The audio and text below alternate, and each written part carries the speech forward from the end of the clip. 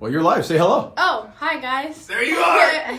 I love it. She's a little nervous, and that's okay. Good afternoon, everybody. My name is Alex Vidal. I am president of this amazing brokerage called Related ISG International Realty, and I am host of the show you are watching, The Closer Club, episode number 45. And today we're doing something that we have never done before on this show. We have a teenager. She's 17 years old, and why would that's her. Me. She's a rock star. Okay. And that's what happens. You see, Kato, you have to leave the logo up. That's what happens when you're live. So why do we have Thalía on? We've had people that are worth billions of dollars, $100 million, celebrities, guys that have a show that get millions of views. But let me share with you, I've only done one other intro out of 45 episodes, and that was for Tom Bilyeu, the owner of Quest Nutrition. But I want to share with you, why do I have a 17-year-old girl by the name of Thalía Pérez on the Closer Club? So let me just go over my notes, because I didn't want to forget this. Number one, her father passed away when she was just 8 years old. As an 8th grader, she started playing for the varsity basketball team in her high school. She received the Varsity Leadership Award from Nova, right? Yeah, U-School. U-School. She received the Scott Winkley Athletic Award, which recognizes outstanding leadership, character, and citizenship on the court, classroom, and community. She received the Social Consciousness Award that is awarded to the student who most demonstrated independent social and political awareness and activism through high school. This was one of my favorites. She organized and led the 17 Miles for 17 Lives march after the Parkland shootings to honor those killed and show unity against senseless gun crimes and promote change, all the while maintaining double what my GPA was in high school with a 4.0. And what I love most is I've always said everybody could be a teacher, and everybody in this life, whether you're 17 years old or a guy that's a billionaire, everybody will either teach you how to do something or how not to do something. And I have a feeling after you watch today's interview, you're going to see why we have Thalía on the show. Thalía, thank you for being on. High five. All right, high five. Sorry, I'm so awkward. It's awkward. I love it. This is great. Okay. 4 questions only, because I think in 4 questions, you're going to be able to motivate the thousands of people that are going to watch this show. Okay. Cool? You ready? Yeah. All right. To say you have a full plate is an understatement based on everything that we just read. And you definitely have been in pressure cooker environments. What systems or habits do you have in place to handle that pressure? Basically, with school and everything kind of going on, I feel like it's a lot to handle for a lot of people, especially me. I know for me, like, most importantly, it's kind of like the people I surround myself with. Okay. So I'm very, like, with the, like, good vibes. Sure. So, like, toxic people for me are that just adds so much to, like, the pressure cooker. So, like, the less rice, the better. Like, you don't want to, like, overflow your pressure cooker. It's, like, too much. Sure. So, like, I can't be carrying other people, you know what I'm saying, like, Sure. that are, like, negative. So, like, my parents, like, my grandparents, everybody that kind of, like, supports me and, like, pushes me to succeed, I feel like, for me, that's, like, maintaining that kind of, like, sturdy foundation. Sure. Is, like, key. I'm also, like, really big on joking. So, like, I get uncomfortable, obviously, and, like, make jokes. But, yeah. Like, And that's the good vibes. Yeah, good vibes only. Let me tell you something. At 17, you realize something so early on that if you can carry that on for the rest of your life, there's a saying, misery loves company. Mm-hmm. And if you can surround yourself with the people that are going to help propel you versus bringing you down, and if only our viewers could do that too, they would be so far ahead, and for you to learn that at 17 is amazing. Awesome. You were chosen, this is what I love, she was chosen to play in the 24th annual South Florida All-Star Basketball Game, 1 out of 20 seniors in all of Broward County, and you received the Varsity Leadership Award. What's one thing you learned about leadership and teamwork in taking your team to the success that it had in the state of Florida? I think for me, it was mostly learning that leadership isn't something that comes often. Like, obviously, I know for me personally, like, I have a kind of thing for wanting to lead people. I'm very kind of independent, I guess you could say. I like to create my own wave. But I think for me it was more like knowing to keep, again, like, good vibes, especially in terms of basketball. I think, again, like, being the only senior, it was kind of so crucial for me, like, when I felt down, was to always keep my head up.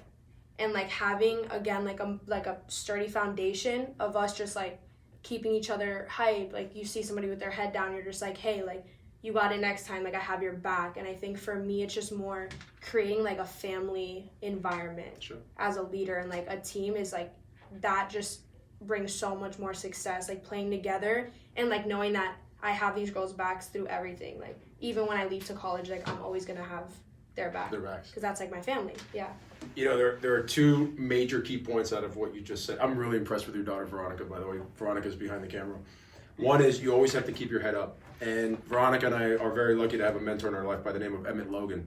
And Emmett Logan always talks about the Army general taking his crew into battle and how he always wears a red shirt and brown pants.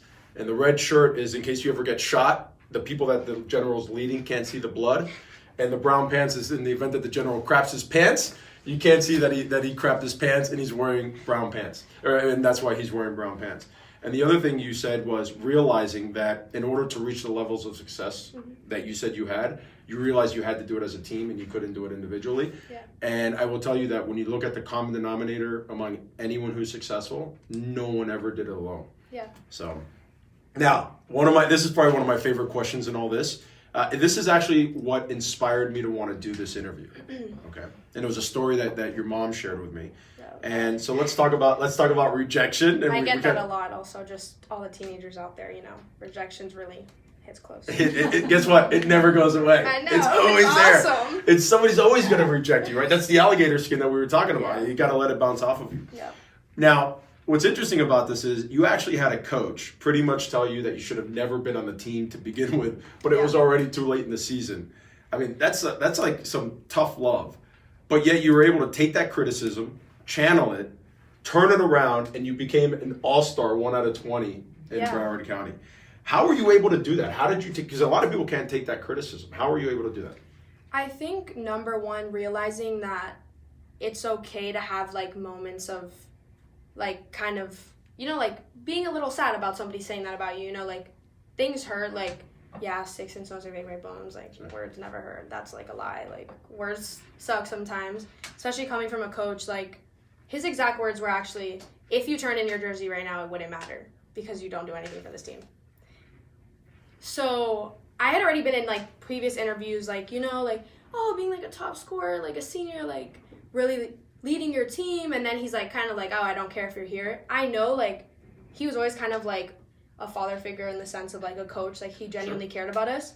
But his thing was definitely like, I'm gonna make you cry and then you're gonna want to like push harder. And I feel like once you realize that everything he did, like obviously the things he said he could have like approached better, like we all can like learn from those type of things. But I feel like once you realize like his goal was to just motivate us. Like I know when he told me like, oh, you do nothing for this team, like I would stay after 2 hours after practice just putting shots up, because like for me it was kind of like, okay, fine, you want to talk bad about, like I'm gonna throw it back in your face, like you're gonna eat exactly what you just told me. And then from like then on out, it was like a completely new me. Like I feel like he kind of woke me up, because a lot of times we think our head's in the game and it's not. Interesting. And that's what happened to me. And I think like once he told me that, I was kind of like, wow, you're right. Like I'm really like, I could be doing more. So like instead of being like, oh wow, I suck, it was more like, what else can I be doing to like approach the situation differently to like help out. Sure. You know, there's so many thoughts are coming to mind right now, two in particular. When I interviewed that guy Tom Bilyeu, $500 million. He's worth $500 million. And I asked him who he takes his advice from. He said, you know, when you listen to somebody who hasn't done what you're asking for 3 times over, you can take their advice, but don't look at the end like, give me your jersey right now. Look at their logic. And what you did was you looked at his logic as to why he was telling you that, and you found what ways you can improve on. And you are such an independent woman, but I realized your mom got this from you. Not you getting it from your mom, but your mom got this from you, because I get criticized a lot. And up until I sat down with her, which I now realize she got it from you, was I would take it and I'd be like, F that, I'd get really upset. Mm-hmm. And she taught me to sit down and say, hey, you got to look at what they're telling you. And instead of taking it as a criticism, why are they telling you that? And vet it out. Are they right or are they wrong? And you vetted it out, found out, and proved them wrong, and became an all-star. Yeah, well, she used to tell me, like, she used to be like, oh, I'm going to go to your school and, like, call this coach. And I was like, look, like, like, there's no point. Like, this guy genuinely cares about us, and, like, he goes about things differently, but, like, you need to sit down, relax. It was, like, at one point I would come home crying. And then the next day I was like, you know what? Like, am I really going to let this guy, like, ruin my basketball career? Like, sure. I don't want to give up something I love because this guy just doesn't know how to approach little children. Like, yeah. Like, he doesn't know how to coach teenage girls. Like, we go through a lot. You know what I'm saying? Like, on a daily basis. Like, we get a lot of hate. And I was like, this is just, like, haters are my motivators. Like, I'm just going to, like, push through this guy, and he's just going to eat what he's saying, kind of thing. Haters are your motivators. Yeah. I love it. Guys, if you haven't learned from a 17-year-old, I don't know what you're going to learn from. I'll get you off the hook. We got one last question. At 17, which now, not too long ago, you organized a 100-person march that covered 17 miles. Yeah. Now, people thought you were crazy and could never pull it off, but you did. Actually, not only did you pull it off, but you got a ton of press coverage doing that. What was your motivation to do that march, and what advice can you give those who are watching this who get a ton of no's, but yet you got a ton of no's but strongly believed in what you're doing? What advice can you give them? I think for me, leading the march was more like, it was something I felt really passionately about, like, especially in the future, like, I want to go into, like, law, kind of exploring that, helping people out in a different way. So I feel like for me, that's kind of what I wanted my, like, impact on the world to be, was, like, this is such a large-scale thing that's getting pushed under the rug. And, like, as a teenager who's going to go through it, and I have a little sister who just turned 2 years old. Yeah. And, like, I don't want her to have to go through it. So it was kind of like, what can I do now that's going to impact later? Got it. So a lot of, even teachers at my school were like, oh, that girl's crazy. People didn't even know me. And I was like, you get nowhere by being negative, besides, like, pushing me to want to do it more. Like, you're right, yeah, I'm crazy. Like, 17 miles is crazy, that's a lot. Yeah. But I was like, you know what? I spent 2 weeks literally day and night. I was calling news stations. I was emailing senators. I was emailing, like, the government, like, crazy things. I was calling Walmart, Walgreens, using their parking lots. Like, but it was something that I was so set on doing that I was like, your no's literally mean nothing. Like, I already have people who give me hate. I see comments, like, mean people doing all this stuff, and it gets to a point where it's like, what do you gain? Like, you're not benefiting me. Like, you're literally just negative. Like, you don't benefit me in any way. You don't impact my life in any way. Like, you just literally have no impact on me. So it's like, am I really going to listen to you say no? Like, because you can't do something to this extreme? And then I got it done, and the same teachers that said I was crazy were on Twitter. Oh, I'm so proud of this girl. And I'm like, yeah, I'm that girl that you literally trash talk, but it's fine. Yeah. Like, if you want to get on the bandwagon now and support me, I'm 100% fine. Sure. As long as you're not negative, I don't care. Got it. Well, what I love about that is, one, you realize that the people telling you that you were crazy, really what they were doing, they were talking to themselves. Yeah. And not talking to you, because they probably couldn't pull it off. And as a result, we're telling you that you couldn't put it off. Yeah. That you couldn't pull it off. But what I love most about what you said was, you took the people that hated you, and then when they came back to support you, you realized, because good vibes only, hey, you know what? As long as you're not negative, support me, join the crew, and let's go. Yeah. I love that.